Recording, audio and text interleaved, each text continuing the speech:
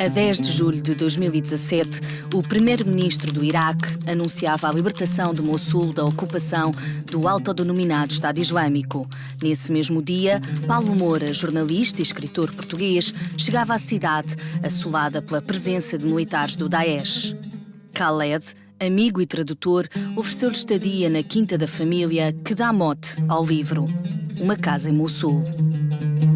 A quinta ficava num cemitério gigantesco, um dos maiores do Iraque, e ficava também junto ao local onde houve um dos últimos massacres do Estado Islâmico, onde as pessoas que o Estado Islâmico quis executar nos últimos dias do seu controle, do seu poder, foi ali, havia valas comuns, as pessoas eram levadas em carrinhas, todos os dias, várias vezes por dia, aos 30 e 40 de cada vez, eram julgadas sumariamente por um juiz da lei islâmica, e eram fuziladas ali e caíam para a cova e era coberta, fazia uma bala comum, precisamente ali, ao pé junto aos muros da casa.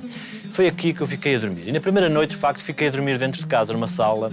Mas na segunda noite, o Khaled informou-me que iam pôr-me num local melhor. E esse local era na rua. Era o local onde os cavalos dormiam. E se alguém soubesse que eu estava ali, muito provavelmente teria sido raptado para ser vendido ao Estado Islâmico. Eu ouvia-os lá dentro, muito animados, todos a jantar, e no fim vinham-me trazer então os restos do jantar, cá fora. E um deles sentava-se ali e ficava um pouco a fazer conversa comigo, em árabe, claro, sem eu perceber nada, mas tentava fazer-me companhia porque sentiam algum remorso de me ter posto naquela situação. Só muito mais tarde, em conversas com o Khaled, é que eu percebi que me tinham posto ali porque eu não podia estar em contacto com as mulheres da casa. Durante quase 2 semanas, Paulo Moura circulou pela cidade na companhia de Khaled. Visitou famílias desfeitas e ouviu inúmeras pessoas que lhe queriam contar a sua história. À noite, recolhia a casa, trabalhava na improvisada mesa de plástico e dormia numa cama de ferro sem colchão.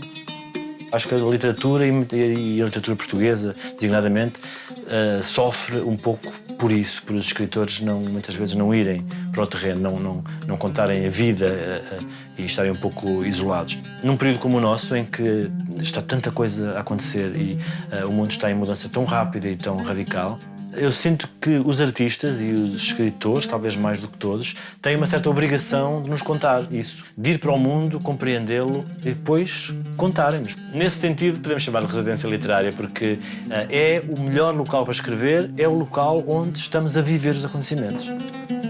Não partiu para Mossul com este livro na cabeça, até porque não sabia o que iria encontrar.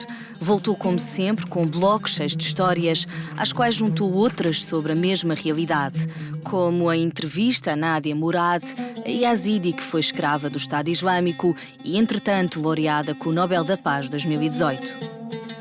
Há toda uma corrente, com alguma tradição de jornalismo literário, ou de literatura de não-ficção, ou literatura da realidade, ou jornalismo narrativo. Há várias formas de designar isto, mas que no fundo significam usar recursos da literatura no jornalismo. Claro que eu tento tornar as histórias interessantes, manipular no sentido de manipular o tempo e o espaço, no sentido de poder... Eu decido o que conto e quando conto e como, mas sem interferir nos factos, ou seja, tudo com todo o rigor jornalístico. Houve uma mulher que me contou como os seus 2 filhos tinham sido presos e mortos pelo Estado Islâmico, pouco tempo antes, e como ela agora queria vingar-se. O único objetivo da sua vida era vingar-se, e queria vingar-se nas famílias desses elementos do Estado Islâmico que ainda estavam lá. Ela disse que sabia onde eles viviam, eu sei onde é a casa deles, e eu vou lá e vou matá-los, a família toda, incluindo as crianças. E reforçou isto muitas vezes, as crianças, eu vou-lhe matar as crianças todas. Portanto, o clima de vingança era este ponto irracional, e isto era o que prevalecia na cidade.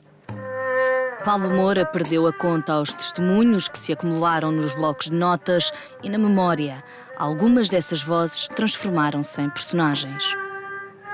A situação da mulher, por exemplo, é inaceitável para uma pessoa como eu, para qualquer acidental, não é?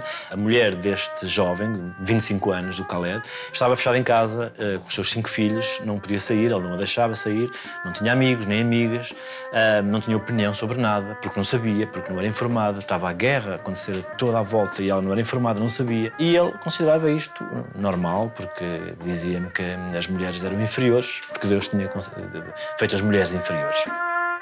Nem todos os meus protagonistas são pessoas maravilhosas e que só praticam o bem ou cujas ações nós podemos compreender ou têm lógica. Não, muitas vezes são ilógicas e nós não compreendemos porquê. Este Khaled, ele tinha uma particularidade até a sua página no Facebook interessante. Ele tem várias fotografias dele na universidade, vários selfies, dele no parque, ele no barbeiro, ele num restaurante.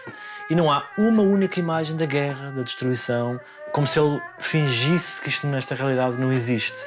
Porque ele, de facto, tem outras coisas mais importantes em que pensar, como o seu casamento, e agora quer casar com outra rapariga, que é um problema, primeiro, porque ele tem a possibilidade da poligamia, e é isso que o preocupa, e depois quer acabar os estudos, e os amigos, dá muita importância aos amigos, dá muita importância também ao seu penteado e ao seu bigodinho, que ele faz todos os dias, vai parar no barbeiro. Essas coisas, é a vida dele, são importantes. A guerra, ele não vai, ele só tem uma vida, não vai abdicar da sua vida para se preocupar com essas coisas menores que, como sejam, está tudo destruído e tudo a morrer à volta dele.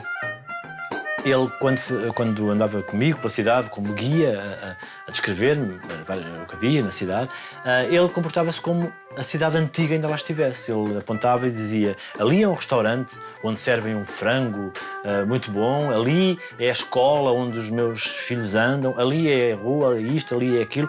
Apontava para montes de pedregulhos e destroços. As pessoas têm várias formas incríveis de viverem numa realidade tão devastadora como é esta.